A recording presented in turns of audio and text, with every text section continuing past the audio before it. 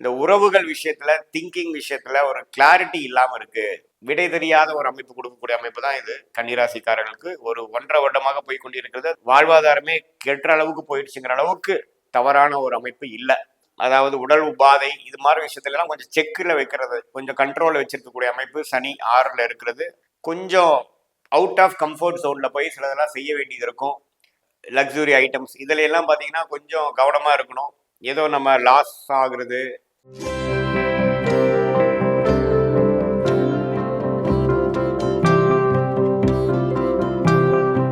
வணக்கம், நான் உங்கள் அன்பான சயின்டிபிக் வேதிக் அஸ்ட்ராலஜர் அஸ்ட்ரோலஜி பேசுகிறேன். நல்லது நினைப்போம், நல்லதே நடக்கும்.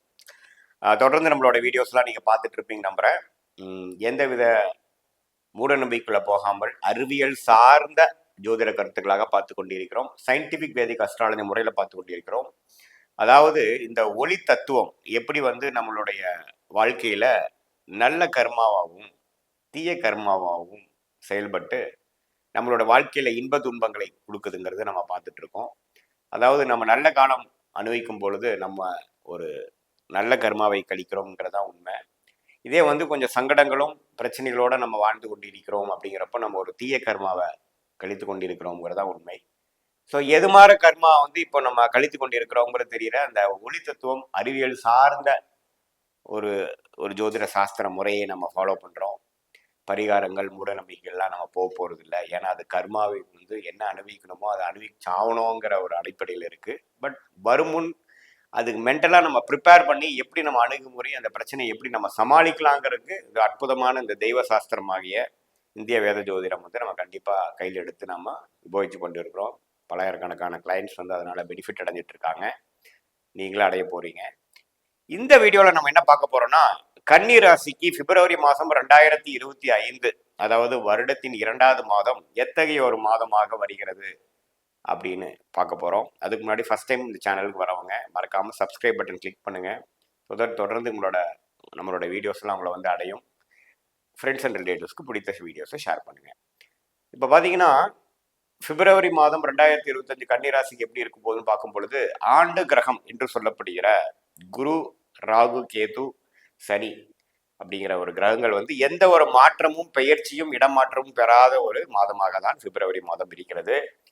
ராகு 7ஆம் இடத்துல நீடித்திருக்கிறார். கேது ராசிக்குள்ளேயே கன்னிராசிக்குள்ளேயே நீடித்திருக்கிறார். குருவின் பார்வையும் பெறுகிறார். அதாவது 9ஆம் இடத்துல இருக்க குரு பார்க்கிறாங்க கேதுவை. 5ஆம் பார்வையாக பார்க்கிறார். சனி 6ஆம் இடத்துல நீடித்து பிப்ரவரி மாதம் மூலம் இருக்கிறார். இந்த ஆண்டு கிரகத்தின் அமைப்பு எப்படின்னா, ராகு கேது ராசி தொடர்பு கொள்ளும் பொழுது மனசுல கொஞ்சம் குழப்பமும் கொஞ்சம் கிளாரிட்டியில சில பிரச்சனைகளும் இருக்கக்கூடிய அமைப்பு இருக்கு. தொழில் அதிபர்களா இருந்தாலும் சரி, வளர்ந்து வரும் இள வாலிபர்களா இருந்தாலும் சரி, மாணவ செல்வங்களா இருந்தாலும் சரி, இல்லத்தரசிகளா இருந்தாலும் சரி, இந்த உறவுகள் விஷயத்துல திங்கிங் விஷயத்துல ஒரு கிளாரிட்டி இல்லாம இருக்கு. இப்போ குடும்பமா இருந்தாலும் சரி, நண்பர்களா இருந்தாலும் சரி, நம்மளோட ஓன் முடிவெடுக்கிற விஷயத்துலையுமே தீர்க்கமாக முடிவெடுக்க முடியாமல் ஏனோதானன் இருக்குது. சில விஷயங்கள்ல நமக்கு ஒண்ணுமே ஆன்சர் கிடைக்கல. There are some open ended questions இருக்குங்கிற மாதிரி ஒரு அமைப்பு தான். ராசியில கேதுவும் 7ஆம் இடம் என்று சொல்லப்படுகிற நண்பர்கள், பங்குதாரர்கள், நம்ம அன்றாட வாழ்க்கையில நம்ம மீட் பண்ணக்கூடிய நபர்கள் இருக்காங்க இல்லைங்களா, அதுல ராகு இருக்கிறதும் ஒரு விதமான ஒரு இணக்கமான ஒரு விஷயத்தை கொடுக்காமல் ஏதோ ஒரு விஷயங்கள் விடை தெரியாத ஒரு அமைப்பு கொடுக்கக்கூடிய அமைப்பு தான் இது. கன்னிராசிக்காரர்களுக்கு ஒரு 1.5 வருடமாக போய் கொண்டிருக்கிறது. அது ஏப்ரல் மாதம் நடக்கக்கூடிய ராகு கேது பயிற்சியிலிருந்து தான் அது விலகி ஒரு நல்ல கிளாரிட்டியும் ஒரு நல்ல ஸ்ட்ரெச் வாழ்க்கையில் என்ன பண்ண போறோங்கிற விஷயத்தில் வயசு வித்தியாசம் இல்லாமல் நல்ல ஒரு ஸ்ட்ரெச் கன்னிராசிக்காரர்களுக்கு தெரிய போகுதுங்கிறதா உண்மை. இப்போ நம்ம பிப்ரவரி மாத பலன் பார்க்குறப்போ ராகு கேதுகள் தொடர்ந்து அங்கதான் இருக்கிறார். குருவின் பார்வை இல்லை ராசியில பெறுறதுனால என்னதான் குழப்பம் வந்தாலும் கடைசி ஒரு நல்ல முடிவு எடுக்கக்கூடிய அமைப்பு தான் போய்கொண்டிருக்கிறது. நம்ம அப்படியே நட்டாட்டில் போற மாதிரியும் எதையுமே முடிவு பண்ண முடியல, ஒரு வாழ்வாதாரமே கெட்ட அளவுக்கு போயிடுச்சுங்கிற அளவுக்கு தவறான ஒரு அமைப்பு இல்லை. அதே சமயத்துல 6ஆம் இடத்துல சனி இருக்கிறது பகைவர்கள், கடன், ருணம், அதாவது உடல் உபாதை இது மாதிரி விஷயத்துல எல்லாம் கொஞ்சம் செக்கில் வைக்கிறது, கொஞ்சம் கண்ட்ரோல்ல வச்சிருக்கக்கூடிய அமைப்பு சனி 6ல இருக்கிறது.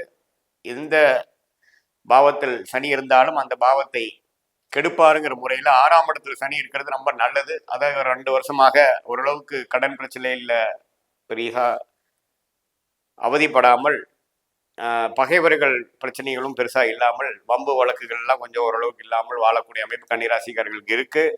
அது தொடர்ந்து பிப்ரவரி மாதமும் இருக்கக்கூடிய அமைப்புகள் இருக்கு. குரு 9ஆம் இடங்கிற பாக்கியஸ்தானத்திலிருந்து ராசியவே பார்க்கறது ஒரு புத்துணர்ச்சியும் ஒரு திட்டம் தீட்டி அதில் செயல்படுவதும் அதில் சில தோல்விகள் வந்தாலும் அதுக்கு அடுத்தடுத்து போகக்கூடிய ஒரு அமைப்பு இருக்கக்கூடிய ஒரு இதுதான் கொடுக்குறாரே ஒழிய ஒரு இக்கட்டான ஒரு சூழ்நிலை கொடுக்கக்கூடிய அமைப்பு ஆண்டு கிரகத்துக்கு இல்லை. யாருக்கு? கன்னிராசி பொறுத்த வரைக்கும். சரி, இப்ப மாத கிரகத்துக்கு வரும்பொழுது ராசி அதிபதியாகிய புதன் எப்படி இருக்கிறாருன்னு பாத்தீங்கன்னா, மாதத்தின் ஆரம்பத்தில் பிப்ரவரி 1ஆம் தேதி புதன் மகரத்தில் இருக்கிறார். பிப்ரவரி 11ஆம் தேதி வந்து கும்பத்துக்கு போயிருக்கிறார். ஸோ 5ஆம் இடத்துல நட்பு வீட்டில் இருக்கக்கூடிய ராசி அதிபதி 6ஆம் இடத்துக்கு மாறுறார்.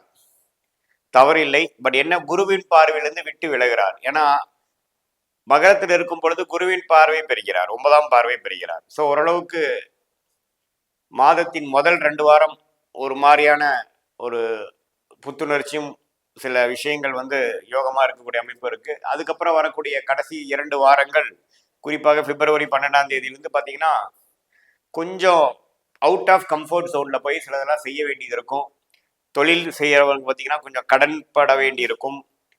தொழில் அபிவிருத்திக்காக சில கஷ்டங்கள், சில முயற்சிகள் எடுக்க வேண்டியதாக இருக்கும். வெளிநாடு வெளிமாநிலத்தை டிராவலிங் பண்ணக்கூடிய அமைப்பு வந்து கொஞ்சம் அலைச்சல்களையும் பிரச்சனையும் கொடுக்கலாம், விரயங்களை கொடுக்கலாம், சுப செலவுகள் வரக்கூடிய அமைப்புகள் எல்லாம் உண்டு. ஸோ மாதத்தின் 2 வாரம், முதல் 2 வாரம் ஓரளவுக்கு பிரச்சனை இல்லாத ஒரு அமைப்பும், கடைசி 2 வாரத்தை கொஞ்சம் கவனமாக இருக்கக்கூடிய அமைப்பு இருக்கு. சூரியனும் பார்த்தீங்கன்னா பிப்ரவரி 13ஆம் தேதி மகரத்தில் இருக்கக்கூடிய சூரியன் தை மாதம் முடிந்து அடுத்து வரக்கூடிய மாதத்துக்கு வந்து இடம்பெயரும் பொழுது கும்பத்துக்கு போகிறார். மாசி மாசத்துக்கு கும்பத்துக்கு போய் 12ஆம் வீடு என்று சொல்லப்படுகிற சிம்மத்தை பார்க்கிறார். அவரும் சுப விரயங்கள், வெளிநாடு வெளிமாநிலம் தொடர்புகள், இது மாதிரி சில செய்ய வேண்டிய செலவுகள், அது மாதிரி சில விஷயங்கள்லாம் கண்டிப்பா கொஞ்சம் அதிகமாக கொடுக்கக்கூடிய அமைப்பு தான் இருக்கிறது சூரியனாலையும். ஏன்னா 12ஆம் வீடு அதிபதியே 12ஆம் கனெக்ட் ஆகும் பொழுது இருக்கு.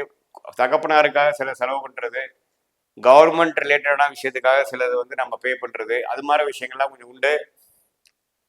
அதே சமயத்துல சுக்கிரன்கிற ராஜயோகாதிபதி 7ஆம் இடத்திலே உச்சம் பெற்று இந்த மாதம் முழுசும் இருக்கிறது நல்ல விஷயம். இருந்தாலும் ராகுங்கிற ஒரு இருள் கிரகத்தோட பிடியில இருக்கிறாருங்கிறது நம்ம தெரிஞ்சுக்கணும். ராகு திசை நடக்கக்கூடிய கன்னிராசிக்காரர்களுக்கு நல்ல யோகம் இருக்கும். ஏன்னா ராகுவே ராஜயோகாதிபதியோட சம்மதம் பட்டிருக்கிறார். இப்போ ராகு திசை நடக்கிறவங்களுக்கு, ராகு புக்தி நடக்கிறவங்களுக்கு, ராகு அந்தரம் நடக்கிறவங்களுக்கு, ராகு அவங்க ஜாதகத்துல நல்லா இருக்கிற கன்னிராசிக்காரர்களுக்கு நல்ல யோகங்கள் உண்டு. என்னதான் இருந்தாலும் ராஜயோகாதிபதி ராகுவோட சம்மந்தப்படும் பொழுது பெண்கள் விஷயம், நகை அபாரணங்கள், ஆர்னமெண்ட்ஸ், லக்ஸுரி ஐட்டம்ஸ், இதில் எல்லாம் பார்த்தீங்கன்னா கொஞ்சம் கவனமாக இருக்கணும். ஏதோ நம்ம லாஸ் ஆகுறது, அடிபடுறது, வண்டி கார் வெஹிக்கிள்ஸ் இருக்கும் பொழுது கொஞ்சம் ஜாக்கிரதையாக போகணும். ஏன்னா உங்களுடைய 2 9ஆம் வீட்டு அதிபதியாகிய சுக்கிரன் 7ஆம் இடத்துல இருக்கும் பொழுது கொஞ்சம் லக்ஸுரி ஐட்டம்ல வந்து கொஞ்சம் கேர்ஃபுல்லாக இருக்கக்கூடிய அமைப்புகளை வைத்துக் கொள்ள வேண்டும். நீங்கள் யாரோட உறவாடுறீங்கிறதப்போ பார்க்கணும். பெண்களோட நம்ம சம்மந்தப்படும் பொழுது, பெண்களோட நம்ம நட்பு பாராட்டும் பொழுது கொஞ்சம் கவனமாக இருக்கக்கூடிய அமைப்புகள் தேவைப்படுகிறது. ஏன்னா சுக்கிரன் ராகுவோட சம்மந்தப்படும் பொழுது கொஞ்சம் மனசு சஞ்சலப்பாகக்கூடிய அமைப்புகள் இருக்கு.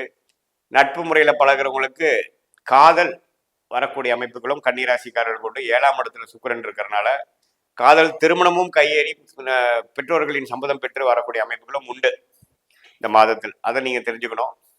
அதே சமயத்துல செவ்வாய் 10ஆம் இடத்துல இருக்கிறது பார்த்தீங்கன்னா புதிய தொழில் முயற்சி. கடந்த ஒரு 3 மாசமாவே செவ்வாய் வக்கரத்துல 10ஆம் இடத்துல இருக்கும் பொழுது புது தொழில் முயற்சி, சில விஷயம் பண்ணணுங்கிற ஒரு அமைப்பு, ஒரு துடிப்பாக செயல்படக்கூடிய அமைப்பு வந்து வயசு வித்தியாசம் இல்லாமல் கொடுக்கக்கூடிய அமைப்பு இருக்கு. மாணவர்களாக இருந்தாலும் கொஞ்சம் எஃபோர்ட் எடுத்து கொஞ்சம் படிக்கக்கூடிய அமைப்பு, ஒரு டைம் டேபிள் போட்டு பண்ணக்கூடிய அமைப்பு. ஒரு தொழிலதிபர்களுக்கு பார்த்தீங்கன்னா ஒரு புது டிவிஷன் அமைக்கிறது, ஒரு கிளையை அமைக்கிறது, ஒரு புது ப்ராடக்ட் சேர்த்துக்கிறது, அபிவிருத்தி பண்ணுறது, அது மாதிரி விஷயங்கள் இருக்குது. இதே வந்து எம்ப்ளாய்மெண்ட்டில் இருக்கிறவங்க பார்த்தீங்கன்னா ஒரு ப்ராஜெக்டில் போய் அதிகமாக இன்வால்வ் ஆகிறது, புது ப்ராஜெக்டில் போகிறது, அது மாதிரி விஷயங்கள்லாம் நடக்கக்கூடிய அமைப்பு கண்டிப்பாக கன்னிராசிக்காரர்களுக்கு 10ஆம் இடத்துல செவ்வாய் இருக்கிறது கொடுக்குறார். ஸோ இது மாதம் முழுக்கும் இருக்கக்கூடிய ஒரு பலன் தான். ஸோ எப்படி பார்த்தாலும் புதன், சூரியன், செவ்வாய், சுக்கிரன் எல்லாமே ஓரளவுக்கு நல்ல அமைப்புல இருந்து முதல் 2 வாரம் வந்து ஓரளவுக்கு புத்துணர்ச்சியாகவும் யோகமாகவும், கடைசி 2 வாரங்கள் வந்து கொஞ்சம் கவனமாகவும், செலவுகளை வந்து கொஞ்சம் கட்டுப்பாடுக்குள்ள வச்சுக்கக்கூடிய அமைப்புகளும் முதலே சொன்ன மாதிரி சில அமைப்புகள் நடக்கும் என்றால் அதுக்கு ப்ரிப்பேர்டாக இருக்கக்கூடிய அமைப்புகளும் நீங்க பார்த்துக்கணும். பொதுவாக பார்க்கும் பொழுது ராசி அதிபதி வந்து நட்பு வீட்டில் இருக்கும் பொழுது முதல் 2 வாரம் குருவின் பார்வையில் வர இருக்கிறது ரொம்ப நன்மை. அடுத்த 2 வாரங்கள் வந்து நட்பு வீட்டில் இருக்கிறது எந்த விதத்திலையும் தவறு இல்லை. அதே சமயத்தில் ராஜோகாதிபதி ராகுவோட சேர்ந்திருந்தாலும் சுக்கிரன் உச்சம் பெற்றிருக்கிறார், ராசியவே பார்க்கிறார். ஸோ எந்த விதத்திலையும் ஒரு சுப விஷயங்கள், ஒரு நல்ல ஒரு அமைப்பு, புத்துணர்ச்சி, தன்னம்பிக்கை, இது எல்லாத்துக்குமே வந்து எந்த குறையும் இருக்காதுங்கிறத நம்ம தெரிஞ்சுக்கணும். இந்த மாதத்தை நல்லாவே நீங்க யூஸ் பண்ணிக்கணுங்கிறது கேட்டுக்கிறேன். இது ஒரு பொதுவான பலனே தவிர, இது உங்க ஜாதகத்துல வந்து தனிப்பட்ட ஜாதகத்துல பார்த்து தசாபுக்திகள் எப்படி இருக்குங்கிறத பார்க்கும்பொழுது தான் துல்லியமான பலன்கள் எடுக்க முடியுங்கிறது நீங்க தெரிஞ்சுக்கணும். மீண்டும் மற்றொரு காணொலியில் சந்திப்போம். நன்றி, வணக்கம்.